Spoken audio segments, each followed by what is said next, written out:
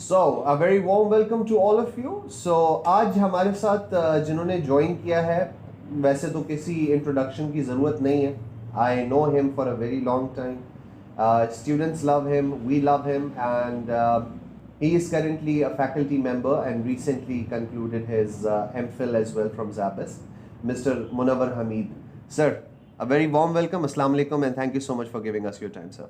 कैसे हैं आप? Walaikum assalam and very good afternoon to you, and thank you so very much that you have invited me here, and I am very well, alhamdulillah rabbil alamin. Thank you. Sir, we are delighted to have you, sir. So, sir, हमारी audience के लिए, because हम लोगों ने अभी recently ये podcast की series शुरू की है, and we want our audience to know that what kind of people we are surrounded by, और हमारी सोसाइटी में किस किस्म के लोग कंट्रीब्यूट कर रहे हैं. सो फर्स्टली सर, मैं चाहता हूँ कि आप अपना थोड़ा सा ब्रीफ एक इंट्रोडक्शन दें कि what has been your journey throughout, and उसके बाद फिर हम आपके एक्सपीरियंसेस पे भी बात करेंगे. Nice, thank you. मेरा नाम है मुनव्वर हमीद मंगलवाला, और मैं अक्सर दोस्तों को ये कहता हूँ कि मंगल को गोश्त नहीं मिलेगा, मैं मिलूँगा. तो बॉटम लाइन ये है कि when I came back here in our country, I served at Oman 10 years, और जब मैं वापस आया तो मेरी कम्युनिटी, आई एम फ्रॉम कच्ची मेमन कम्युनिटी, तो मेरी कम्युनिटी के कुछ लोगों ने कहा कि अपना सरनेम भी अब लगाया करें, और मुझे अच्छा लगा. That's fine. लोगों के जो उनकी जो कुन्नियत होती है, अरब में भी मैंने देखा, उससे लोग पहचाने जाते हैं, और कोई इससे ज़्यादा बात नहीं. I started my journey in 1976 as a sales boy in Zainab market. Zainab market की दुकान से मैंने ज़िंदगी का सफ़र शुरू किया, और अल्हम्दुलिल्लाह रब्बिल आलमीन today I am teaching at KIET university, and I am adding value by training, teaching, research. और मेरी अपनी एक ट्रेनिंग कंपनी है नॉलेज पाकिस्तान. बुनियादी तौर पे ये नहीं बताना स्टूडेंट्स को, या आपके साथ ये शेयर नहीं करना कि मैं कौन सी ट्रेनिंग कंपनी है. बुनियादी तौर पे ये बताना है कि 76 से लेकर 2024 तक का जो सफ़र है, इसमें जो सबसे बड़ी बात है वो अल्लाह सुब्हाना ताला का करम, और उसके बाद एजुकेशन का role. Education is very important in life, और मैं अक्सर लोगों से शेयर करता हूँ, studies are difficult but life without studies is more difficult. Wow sir. Sir, आपकी बात से एक मैं लास्ट, क्योंकि हमारी एक आदत ऐसी बन गई है कि हम जो है ना रात में सोने से पहले रील्स स्क्रॉल कर रहे हो. Right. So I was going through vloggers reel, जिसमें उन्होंने कहा कि जी एजुकेशन से ज़्यादा आजकल फ्रीलांसिंग और सॉफ्ट स्किल्स सीखें, और एजुकेशन जो है वो डिग्री की से वैल्यू रह गई है. मेरा खैर मानना थोड़ा सा डिफरेंट है, because I also work in the same sector. आपका क्या ख्याल है? आपकी बात से मुझे थोड़ा सा इसमें डिटेल प्लीज रोशनी डालिए. बिल्कुल. देखिए, हमारा जितना भी एजुकेशन सेक्टर है, not only in Pakistan but all over the world, degree की जो अहमियत है, वो अहमियत किसी किस्म की कोई सर्टिफिकेशन की नहीं हो सकती. वो इस तरह से कि आज भी जब बच्चे चार्टर्ड अकाउंटेंसी कर लेते हैं तो उनको पीएचडी करने से पहले एमफिल करना पड़ता है, और उस चार्टर्ड अकाउंटेंसी की इक्वलेंसी बनती है मास्टर की बुनियाद पर. उनको मास्टर यानी मैं ये नहीं कहूँगा. देखिए, ये सारी की सारी जो चीज़ें हैं, इनमें स्किल्स आर वेरी इंपॉर्टेंट. एक और अहम चीज़ जो कि बहुत अहम है और तमाम स्टूडेंट्स को, छोटों बड़ों सबको समझ लेनी चाहिए, तालीम तो बहुत ज़रूरी है, लेकिन चेरी ऑन द टॉप जो है वो है तरबियत. वाह वाह. केक तो बनाना है. देखिए, ज़िंदगी में जो मसाइल हैं वो दो किस्म के मसाइल हैं. एक मसला जो है वो ऑपरेशनल प्रॉब्लम्स है. ऑपरेशनल प्रॉब्लम क्या आता है? हमारी बेसिक नीड, रोटी, कपड़ा और मकान. डेफिनेटली मुख्तलिफ कंट्रीज़ के जो स्ट्रक्चर है, इकनॉमिक स्ट्रक्चर है, वो डिफरेंट है. तो पाकिस्तान की अगर हम बात करें तो बुनियादी तौर पर शुरू में बच्चे को स्किल्स ऐसी होनी चाहिए कि वो अपने तौर पर रेवेन्यू जनरेट करने लग जाए, अपनी अम्मी का, अपने अब्बू का सहारा बने, और पैसे कमाने लग जाए. लेकिन अगर वो बच्चा ये समझता है कि इस वोकेशनल ट्रेनिंग करने के बाद, इस स्पेसिफिक स्किल लेने के बाद वो कहीं पर वहाँ लैंड करेगा जहाँ पर उसका विजन ऐसा होगा कि उसके थॉट्स फिलोसफिकल थॉट्स हो जाएंगी. जब वो थॉट्स उसके पास आएंगी तो उसके पास एक चीज़ क्रिएट होगी उसके माइंड में, उसके हाथ में, और वो होगी विजडम. और विजडम की जो पीक होती है वो होती है काइंडनेस. वाह.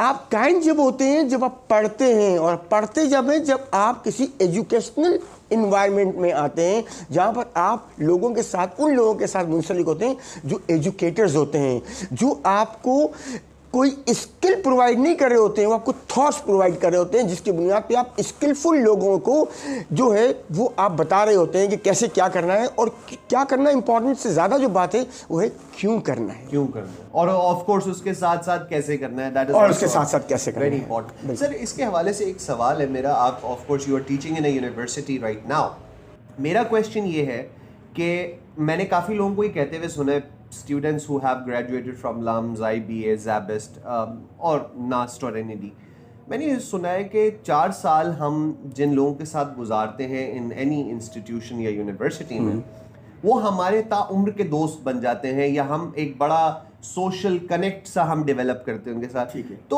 आप ये एक्सपीरियंस करते हैं कि students do you know sometimes think like that as well when they come in a university, and they become the friends of the teachers, you mean that, और the teachers and also peers, right. देखिए इंसान की जो ज़िंदगी है ना, उसको नापने के 3 तरीके हैं। उसमें से एक तरीका है विड्थ ऑफ लाइफ, पहला तरीका है length of life, I am 60 now, is my length. दूसरा तरीका है depth of life which is the quality of life, and the third thing जिसके मतलब आपने अभी फरमाया, that's called width of life. Width of life का मतलब होता है रिलेशन विद ह्यूमन बीइंग। तो अगर मैं किसी यूनिवर्सिटी में दाखिला लेता हूँ, या कोई बच्चा किसी यूनिवर्सिटी में दाखिला लेता है और उसका विजन ये है कि मैं अपनी लाइफ की विड्थ इसलिए बढ़ाऊंगा कि मुझे अल्लाह सुब्हाना ताला ने मौका दिया कि मैं ज़्यादा से ज़्यादा इंसानों को सर्व कर सकूं। तो इसका मतलब ये हुआ कि वो ऐसे फूल की तरह, गुलाब के फूल की तरह बन जाएगा जो टेबल पे रखा हुआ हो और वो अपने मुंह से नहीं कहता हो कि मैं गुलाब हूँ, उसकी खुशबू से चारों तरफ फैलेगी, सबको ऑटोमेटिकली पता लग जाएगा सबको। Absolutely sir. सर इसके हवाले से एक सवाल और है, आजकल जो मैं यूथ में एक चीज़ देखता हूँ जिसको सीधी ज़बान में कहा जाता है कुछ लोगों के बकौल रोटियां लग जाना, तो क्या इसमें सेंस ऑफ रिस्पॉन्सिबिलिटी का भी एक एस्पेक्ट है? बिकॉज ये बिल्कुल ही एक अलग मेरे जहन में एक सवाल आया कि कुछ स्टूडेंट्स का ऐसा आपने एक्सपीरियंस किया है कि सेंस ऑफ रिस्पॉन्सिबिलिटी की कमी है या थोड़ा सा एहसास जिम्मेदारी की कमी है? देखिए अगर आपने जो जुमला अभी अदा किया, अगर मैं उस जुमले को एनालिसिस करूं, और जब हम बच्चों से बात करते हैं तो हम उनको सिखाते हैं एनालिसिस। एनालिसिस का मतलब होता है ब्रेकिंग डाउन समथिंग। जब हम किसी चीज़ को ब्रेक डाउन करके देख रहे होते हैं तो हमें ये पता चलता है कि इस बात के पीछे क्या फिलोसफिकल थॉट्स हैं। अगर रोटियां लग जाना एक जुमला अदा कर दिया गया और उसके पीछे किसी किस्म की कोई सोच नहीं है तो नो प्रॉब्लम, लेकिन अगर इसके पीछे ये सोच है कि मैं फ्री राइडर बन जाऊँ, so that is not good. देखिए ज़िंदगी नाम है रिस्पॉन्सिबिलिटी का। रिस्पॉन्सिबिलिटी इस बात की नहीं कि मैं अपनी ज़िंदगी सिर्फ कैसे गुजारूं, क्योंकि मैं तो चला जाऊंगा इस दुनिया से। रिस्पॉन्सिबिलिटी ऐसे कि मैं यहाँ पर क्या अपनी ज़िंदगी से लेगेसी छोड़ के जाऊँ। बिल्कुल सही। और जब लेगेसी छोड़ के जाते हैं तो हमें ये पता होना चाहिए कि दरअसल हमारी 2 आँखें होती हैं, और 2 आँखें जो हैं, एक तो ये वाली आँख जिससे हम देखते हैं और जिससे आप 360 देखते हैं पूरा के पूरा। इसका मतलब ये हुआ कि रियलिटी को जो है वो आप इस आँख से देखते हैं, लेकिन जब आपका लेवल पढ़ने के बाद, समझने के बाद, एजुकेशन लेने के बाद जब विजडम आ जाती है तो फिर आपकी एक और आई खुल जाती है जो कि यहाँ होती है, और उस आई से आप इमेजिनेशन देख कर रहे होते हैं। और जब आप इमेजिनेशन कर रहे होते हैं चीज़ों को तो आप उस वक्त आप में काइंडनेस आ जाती है और आप सोचते हैं how can I add value. देखिए हम मार्केटिंग में लोगों को, basically I am an accounting teacher and I am अल्हम्दुलिल्लाह, हमारे अहमद भाई अहमद साया साहब जो हैं, ऐसे कई नाम हैं जो हमारे जो लीजेंड्स हैं बेसिकली। तो अकाउंटिंग मैं भी पिछले कई सालों से पढ़ा रहा हूँ और I serve at Karachi grammar school as head of accounting A levels. तो मैंने एक बात देखी, और वो ये बात देखी कि जब हम स्किल्स की बात हम करते हैं वो एक अलग बात है, एजुकेशन की बात करते हैं तो इसमें एक फिलोसफिकल थॉट आ जाती है। उसमें ये आता है how can you serve better, आप कैसे अच्छा पढ़ाएं। वो कहते हैं ना, become so good that they can not ignore you. Oh nice. ये जब उस बच्चे को पता चल जाएगा ना कि यार मैंने कुछ ऐसा करना है कि मैं आउट ऑफ द क्राउड नजर आऊं, लेकिन एक बात होनी चाहिए कि जब मैं बात करूं तो मैं इतना हम्बल होना चाहिए हूँ, इतना हम्बल मुझे होना चाहिए कि लोग कहें दिल खिला देता है तेरा अंदाज़ कलाम, तेरी बातों से गुलाबों की महक आती। वाह, ज़बरदस्त सर, ज़बरदस्त। That was lovely. अच्छा ये इसमें एक और मुझे एक चीज़ याद आई। I was going through several interviews last week, हम कुछ कंडक्ट कर रहे थे रिलेटेड टू हायरिंग। तो उसमें 2-3 लोगों ने मैंने उनसे सवाल किया कि आपने इतना अरसे में आप सिर्फ यहाँ तक पहुँचे, उनका सवाल था, जवाब बड़ा इंस्ट्रेंट सा दिया, एंड आजकल मैं ये देख रहा हूँ, ये चीज़ सेंस मुझे हो रहा है।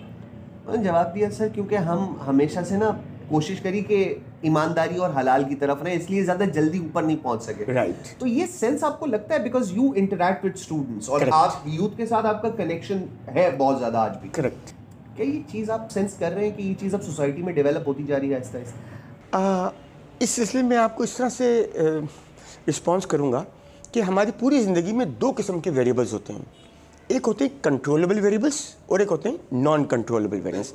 मैं आपको इससे एक चीज़ को अपने से कनेक्ट करूंगा, और मकसद अपनी कहानी नहीं सुनाना, बल्कि मकसद ये है कि किस तरह से मैं कंट्रोलेबल और नॉन कंट्रोलेबल वेरिएबल्स जो हैं उनको मैं शेयर करता हूँ आपके साथ। मैंने अपना मास्टर्स करने के बाद 2000 में अपना PhD शुरू किया। It was a very challenging time. Doctor Ataur Rahman साहब का ज़माना था। यूनिवर्सिटीज़ को ये इंस्ट्रक्शंस थी कि आप PhDs प्रोड्यूस करें। मैंने हमदर्द यूनिवर्सिटी में दाखिला लिया। हमदर्द यूनिवर्सिटी वेरी गुड। मैंने बहुत अच्छा कोर्स वर्क कंप्लीट किया। मुझे बड़े अच्छे असातिज़ा मिले जिन्होंने बहुत अच्छा पढ़ाया। डॉक्टर जाफ़र सादिक जैसे हमको, जो पाकिस्तान स्टडीज़ डिपार्टमेंट में कराची यूनिवर्सिटी के डॉक्टर जाफ़र जैसे लोग हमको मिले, and amazing course work complete किया। एडमिशन टेस्ट क्लियर हुआ, पहले कोर्स इंटरव्यूज़ हुए, कोर्स वर्क कंप्लीट किया। अब मरहला था रिसर्च सुपरवाइज़र का, जिनकी अंडर में रहकर मुझे PhD कंप्लीट करना था। यूनिवर्सिटी के पास उस वक्त, क्योंकि university itself in that process के वो चैलेंजिंग टाइम में थे, वो एक्सपीरियंस कर रहे थे, उनके पास कोई PhD नहीं था फाइनेंस में PhD करवाने के लिए, इकोनॉमिक्स और फाइनेंस में। उन्होंने शुरू में जो है वो देखा, डांटा, ढूंढा, मुझे फिर जो है वो कहा कि आप you go and find out. मैं जहाँ भी गया लोगों ने कहा वी आर बिजी। एनीवेज, फिर मुझे एक साहब से अल्लाह ताला उनको जन्नतुल फिरदौस में जगह दें, और उन्होंने मुझे सुपरवाइज़ करना शुरू किया। लेकिन इससे पहले कि मैं अपनी PhD डिफेंड करता, उनकी डेथ हो गई। यूनिवर्सिटी के पास कोई सिचुएशन नहीं, ऑल्टरनेट नहीं था। मुझे जॉब मिली, आई लेफ्ट फॉर ओमान। मैं ओमान चला गया, and there they have given me a status of PhD, और मेरे अंडर में 26 PhD थे जो मुझे रिपोर्ट करते थे on the basis of my that experience, plus मेरी जो कोर्स वर्क मैंने कंप्लीट किया था, पास किया था, वो सारे सब्जेक्ट्स, इन सारी की बुनियाद पर उन्होंने मुझे डॉक्टर मुनव्वर का ही टाइटल दिया। आई सर्व देयर 10 years, और अल्हम्दुलिल्लाह आज भी इत्तेफाक से आज ही की मैंने फेसबुक पे पोस्ट लगाई, एक Omani student, he was in Karachi, so he came to meet me. अच्छा, when I came back in 2017, तो उन्होंने मुझे कहा, अच्छा अब ये जो था ना, ये फैक्टर था अनकंट्रोलेबल। अपनी पूरी कोशिश के बावजूद भी मेरे पास PhD के सुपरवाइज़र की अवेलेबिलिटी नहीं आई। अब मैं क्या करूं? क्या मैं हाथ बांध कर बैठ जाऊं कि अब तो मेरा मास्टर्स ही है? क्योंकि अब HEC ये कहती है कि आपको PhD करने के लिए आपको MPhil करना पड़ेगा, और अब आपको कुछ 60 years के अंदर को कहे कि आप जाके MPhil में दाखिला लें, पहले MPhil करें फिर PhD का सोचिएगा। तो मैंने 2 साल पहले अपनी PhD MPhil में रजिस्टर करवाया अपने आप को ज़ैबिस से, और मैंने अपना 5 जनवरी को मुझे MPhil की डिग्री मिली। Wow, that is how you recently got okay. इसका मतलब क्या था कि व्हाटएवर आई कुड कंट्रोल, वो तो मैंने कंट्रोल किया। अगर मैं ये सोच के बैठ जाऊं कि जी चूंकि हालात ऐसे हैं, चूंकि मैं स्लो गया था इसलिए मैं मास्टर्स में रुकूं, तो मैं मास्टर भी कराऊंगा, नहीं, मुझे ऐसा नहीं सोचना चाहिए। लोगों को इस तरह सोचना चाहिए कि you do your the best and leave the rest. तो अल्हम्दुलिल्लाह आज मैंने अपना MPhil कंप्लीट किया फाइनेंस में, और अब मेरा इरादा है कि इंशाअल्लाह ताला मैं अपना डॉक्टरेट करूंगा, क्यों नहीं करूंगा। तो कहने का मतलब ये हुआ कि जो चीज़ें कंट्रोलेबल हैं उनको तो हासिल करें ना। अच्छा, इसको शायद मेरे जो एल्डरली थे, जिन्होंने मुझे बहुत गाइड किया अपनी लाइफ में, वो मुझे एक बात बोलते थे, कोशिश करना हमारा काम, देना ना देना मालिक का काम। So it is something like that, right? Do your best and leave the rest. I think sir आप बिल्कुल सही कह रहे हैं इस हवाले से। सर फाइनल 2 क्वेश्चंस हैं मेरे। एक तो ये है कि आपने अपनी हेल्थ और फिटनेस के हिसाब से बताया, and you also encourage me to walk, although मैं थोड़ा सा लेजी हो गया हूँ आजकल आफ्टर कमिंग बैक स्पेशली। साथ साथ आपकी बात को मिला के कहता हूँ, सुस्ती का सिर्फ एक ही इलाज है, सुस्ती का इलाज है चुस्ती। नहीं, मेरा सवाल ये है सर कि आपने कैसे अपने रूटीन को मैनेज किया हुआ, because you told me that you walk and you jog and run as well. So कैसे मैनेज किया आप, you know, apart from all of this, and also you said something pre podcast हम discuss कर रहे थे, you said about that you walk in different parks every day. How do you manage all that? अगर मैं एक जुमले में कहूँ तो that is what I love jogging. ठीक है, अब सवाल ही पैदा होता है कि जब मैं यूनिवर्सिटी से आऊँगा शाम को 4 साढ़े 4 बजे, तो अब मुझे मैनेज करना, मेरी फैमिली भी मौजूद है, उनको भी मैनेज करके साथ चलना है। तो मैं उन सबको ऑप्शन देता हूँ कि आप मुझे ये बताइए कितनी देर के लिए आप मुझे अलाउ करते हैं, 2 घंटे के लिए? अच्छा, एक और जहन में बात याद रखनी है, do not make the failure of any one your failure. हम किसी के फेलियर को अपना फेलियर नहीं बनाएंगे। अब जैसे आप जो काम कर रहे हैं, मैं इसके हवाले से भी थोड़ी सी बात करता चलूँ कि आप गालिबन लोगों को जो है वो राह दिखाते हैं कि वो बाहर जाके पढ़ें। मैं इस बात को सेकंड करता हूँ और एम्फेसिस करता हूँ इस बात के ऊपर, मैं ज़ोर देता हूँ उस पर कि हमारे बच्चों को कोशिश करके बाहर जाके ज़रूर पढ़ना चाहिए। इसलिए कि number 1, honesty is overrated by dishonest people. ये तो एक बात एक और एस्पेक्ट से हो गई, क्योंकि जब कोई, देखिए इसको मैं यूँ कहूँगा, सब बातों को छोड़ दीजिए। देखिए आप जब बाहर से पढ़ के आते हैं ना, आपका विजन डिफरेंट होता है, एक्सपोजर डिफरेंट होता है। बिल्कुल बिल्कुल, you think in a different way. वो किसी ने इसी आपकी बात को मैं कहूँगा, किसी ने कहा कि अगर मैंने जो है कराची बल्दिया तक देखा है तो बस बल्दिया तक ही देखा है, उसके आगे मैंने नहीं देखा तो मुझे नहीं पता। तो आई थिंक आप बिल्कुल आप सही कह रहे हैं। मैंने इस चीज़ को सेंस किया है काफ़ी लोगों से। तो एक दफ़ा जब हमारा एक दोस्त है, नहीं जी I am a very patriotic person, मैंने यहीं पे रहना, मैंने यहीं पे बिल्कुल नहीं। अच्छा, जब वो बाहर गया ना, and when he came back after 2 months और समथिंग, इट्स लाइक यार आई विश मैं वहीं पे रह लूँ, you know the entire percentage and kind of exposure as well. So मेरा ख्याल है कि ये चीज़ है, आप जो बात सही कह रहे हैं। अच्छा, उसी की कंटिन्यूटी में एक सवाल है।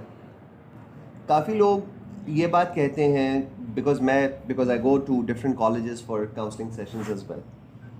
मैंने अक्सर व बेशतर काउंसलर्स को कहते हुए ये सुना है कि जी आप जाएं, आप पढ़ें और वापस आएँ, सोसाइटी को कंट्रीब्यूट करें। उसमें 1-2 बच्चों का ये सवाल था, हमारी खुद की हालत इतनी ज़ार है इकोनॉमिकली, फाइनेंशियली, कि हम अपना सोसाइटी का पहले सोचें कि अपनी चीज़ को पहले सोचें। तो मेरा ये रिकमेंडेशन था, और मैं चाहता हूँ कि आप अपना भी विजन इस पर प्लीज़ अपना, I want you to give your 2 cents on this as well. मैंने एक बात कही, मैंने कहा आप एक गोल सेट करें कि आपकी अचीवमेंट क्या है, और इसमें आपका लालच का फैक्टर भी आएगा और फितरत इंसानी जो है वो भी है, बिल्कुल। एंड देन डिसाइड कि मेरी जब बस हो जाए कि मैंने एक गोल अचीव कर लिया, then you start contributing to the society. Nice. तो ये सही है या ये है कि पैरेलल में चलाया जाए? मैं ये थोड़ा सा आई want you 2 cents on this. देखिए, आप जब बात करते हैं कि वहाँ जाके मैं रहूँगा और वहाँ जाके पैसे कमाऊँगा, रहूँगा, देखिए यहाँ पर 2-3 चीज़ें हैं। एक तो सबसे पहले मैं जाऊँगा कैसे, तो जाऊँगा कैसे के लिए एक चीज़ मैं शेयर करूँगा विलियम फीदर की, conditions are never just right, people who delay action until all factors are favorable are the kind who do nothing। मैं बैठा रहूँगा ज़िंदगी के अंदर तो फिर तो मैं कुछ नहीं करूँगा। ओके, सब मिलेगा, लेकिन एक ताकत होनी चाहिए, वो ताकत है सब्र की ताकत। सब मिलेगा। अब दूसरी बात, हैप्पीनेस के मुतालिक, success is not important in comparison to peace. तो याद रख लें सारे लोग, मैं आपको तजर्बा भी बता रहा हूँ और मैं आपको मुशाहिदा भी बता रहा हूँ। Money brings happiness, but after a point money brings money. सवाल ही पैदा होता है कि आप किस जगह पर आकर अपने आप को सेटिस्फाई करते हैं, वो एक अलग बात है। यहाँ पर एक अहम बात आएगी और सवाल ये होगा क्वालिटी ऑफ लाइफ का। एब्सोल्युटली। अब क्वालिटी ऑफ लाइफ के सिलसिले के अंदर तो दुनिया जन्नत नहीं है, तो अमेरिका जन्नत थोड़ी है, फ्रांस जन्नत थोड़ी है, यूके जन्नत थोड़ी है, इसलिए दुनिया जन्नत नहीं है। जिस शख्स को शिकायतें करनी होगी वो हर जगह बैठ के शिकायतें करेगा, और जिस को मुतमईन बैठना होगा वो हर जगह कहेगा मैं यहाँ पर खुश हूँ। ये तो डिपेंड करता है कि how did you train yourself. आपने ये बात कही ना, बिल्कुल ये एंड कर दिया है, बिल्कुल सही कह रहे हैं। सो sir, thank you so much. I think that was all for now, and we would love to have you again for different things as well. So any concluding things, sir, you want to say? Yes, so I always conclude on my signature, and the signature sentence is Pakistan Zindabad. Thank you so much, everybody, and do share, follow and subscribe. I look forward to being with you again. Thank you.